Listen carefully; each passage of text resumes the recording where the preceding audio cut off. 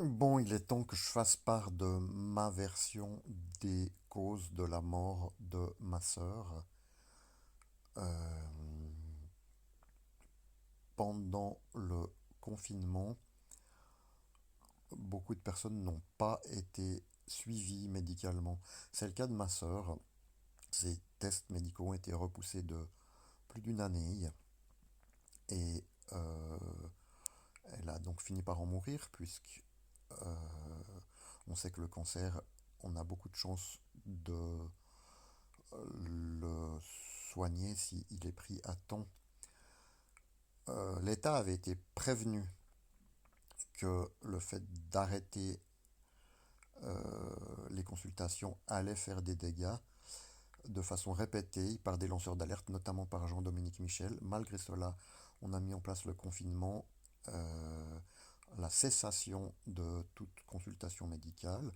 J'ai moi-même été en chaise roulante et je me suis retrouvé invalide d'une façon assez durable en raison de ce confinement et de la paralysie des hôpitaux. Donc, moi, je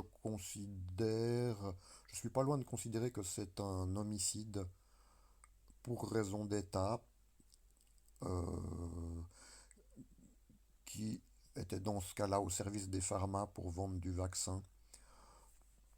C'est un petit peu exagéré, mais pas tant que ça.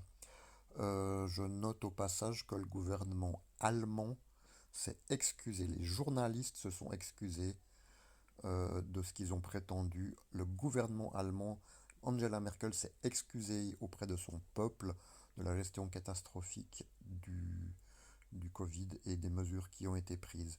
Ni le gouvernement suisse, ni le gouvernement français ne s'est excusé. À aucun moment il y a eu des excuses de leur part. Je estime que ça serait quand même, pour les victimes, la moindre des choses que ce gouvernement reconnaisse ses erreurs et s'excuse. Sans ça, parce que faute excusée est à moitié pardonnée. Et donc faute pas excusée n'est pas pardonné et pas pardonnable.